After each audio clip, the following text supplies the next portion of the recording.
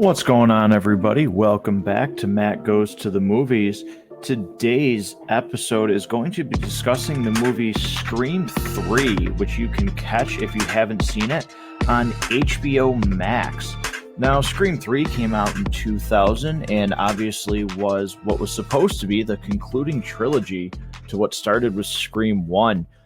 This is a movie that, upon initial viewing, I wasn't really a fan of, but over time, I started to like this movie more and more and appreciated what they did in the third one. So, eager to talk about this episode today. Now, with Matt Goes to the Movies, if you've listened to an episode before, what I'm going to do is I'm going to start off by going spoiler free here just to give you my quick thoughts about the movie. And then we'll get into complete spoiler territory. So, with that being said, here is the teaser trailer portion of this episode and Scream 3. So, without giving away spoilers, this movie returns us with Sid Prescott and most of the characters that we know from this series, Dewey, Gale, Cotton Weary, and they're in a new hunt, so to speak, where Ghostface has come back, and we don't know who he is this time around. And it promises to be the concluding chapter of a trilogy, which has certain rules to it. So, as the movie goes on and more people are introduced and Ghostface racks up bodies, there's things that you thought you knew about this franchise that become not so clear, and some of the things that happened between Scream 1 and 2 weren't exactly what they thought they were supposed to be, so to speak. There's some new ripples to this. And again, as I said in the opening, this is a movie that I wasn't super fond of when I first saw it. But upon rewatching and again watching it for this review, I do actually like this movie a lot. So that's going to be my spoiler-free portion of this episode. Now, if you haven't seen Scream 3 and you actually don't want to be spoiled by this review, and you have a subscription to HBO Max, pause the movie. You can check out Scream 3 on HBO Max. But if you don't mind spoilers and you'd have no intention of actually seeing this movie, or maybe this review will help you make that decision to watch this movie, here we go. So, Screen 3 starts off with Cotton Weary. He now runs a talk show called 100% Cotton. It's one of the most popular talk shows in America, and he is stuck in traffic when he gets a phone call from what seems like a female fan. Now, Cotton is made to be unlikable, in my view, which was a little odd because he at first is talking to his wife on the phone. And this female fan calls him and he is flirty with her. And we find out that it is not a female fan. It is the new Ghostface trying to find out where Sid Prescott is, because Sid has gone into complete seclusion. She lives out in the middle of nowhere. She doesn't use her real name. And this person, the killer, thinks that Cotton would know where Sydney is. When Cotton does not give Sydney's information, the killer lets Cotton know that he is at his home and he is going to kill Cotton's wife. So, opening scene has some pretty good tension in it. Again, I thought it was a little weird that they choose to make Cotton not very likable right out of the gate for being flirty with this person who has a wife, but flirts with this person on the phone. So we get actually a killing right off the bat, and Cotton is murdered by Ghostface. So that is the opening of this movie, which again, pretty good. Starts you right off the bat. A major character is taken out of this universe. And then we get to follow in the footsteps of some of these other characters. Now, there's some returning favorites, and there's new cast. One of the huge stories about this is the fact that they are making a movie called Stab, and great on them to kind of poke fun at themselves and Tori Spelling in the Stab movie is actually going to play Sydney. They have some clips of the hallway scene between Billy Loomis and Sydney at school for the two actors that are playing them. And basically, what's happening is they're making a movie called Stab. So, sorry, mic cut out there. This is a live recording. So what happens is we get to the set of Stab as Courtney Cox's character, Gale Weathers, is back, and she is brought in by the police. And the detective, Mark Kincaid, who's played by Patrick Dempsey, wants to bring in Gale because a photo has been left behind of Sydney's mother, Maureen Prescott. So we have a new ripple to this story, and they're trying to figure out why the killer has left a photo of Maureen. So Gale goes to the set of the movie Stab, where she runs into Dewey, who is working as a technical advisor on the movie. There's some good comedy there. But mostly this movie follows the trope of who does it. And there's some twists and turns along the way of maybe this person looks like, you know, they might be the killer and their suspect, but it's not who you think it is. So as the movie progresses, these characters that are in the Stab movie start getting killed off one by one. There's actually some really good soundtrack moments. There's some really good on the nose humor. And again, nitpicking at horror movie genres and the cliches that they do, which I love that these Scream movies do that. They're very self-aware.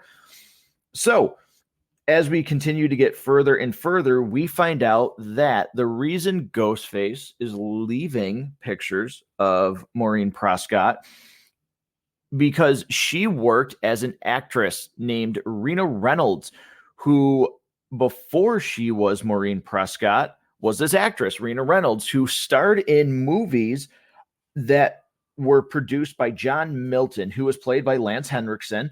I'm sure a lot of listeners of this show probably know who Lance Henriksen is. He's been in the Alien movies and a bunch of stuff. But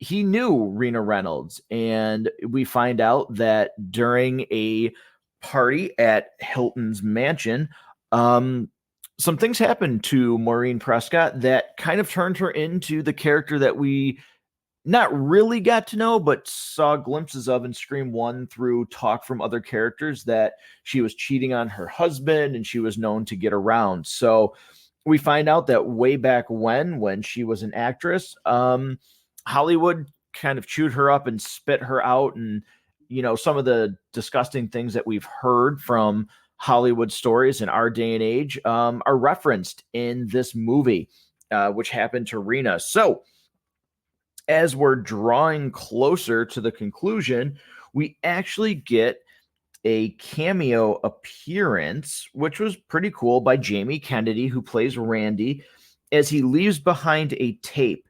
And his sister Martha runs into the crew and plays this tape of Randy saying that here's the rules for a trilogy. If you find yourself dealing with a backstory that now all of a sudden doesn't seem to line up with what you've already known, we're dealing with the concluding chapter of a trilogy, and that you can't forget the past. The past hasn't left you behind. The past will always come back to bite you in the ass, he says. So as Ghostface gets closer and closer, Sydney has come out of hiding. She has shown her face, actually has run-ins with Ghostface, and she comes back to the set of Stab, which has been recreated to Woodsboro exactly, which gives her some pretty bad PTSD.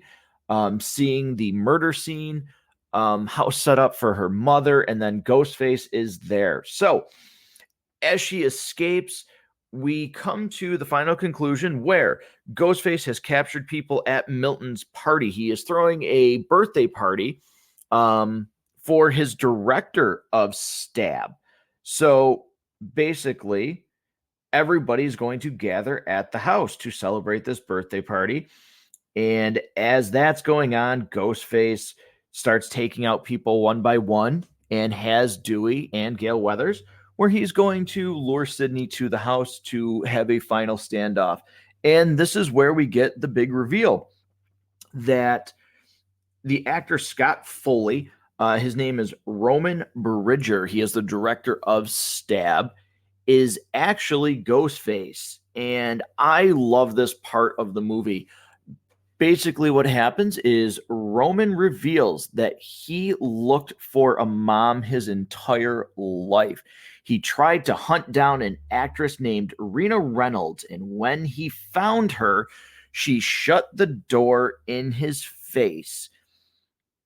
And it's revealed that he is Sydney's half brother. They have the same mother, but Rena Reynolds had Roman before she met Sydney's dad and tried to turn her life around. And when Roman found her years and years later and tracked her down, she wanted nothing to do with that life anymore.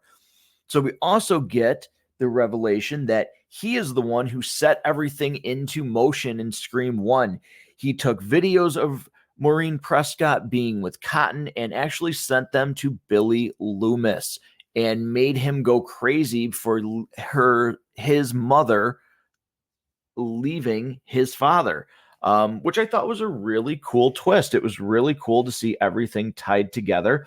I really liked it. So again, there's a lot to like about this movie. There's a good score. It's filmed well. We get returning characters. We get new revelations.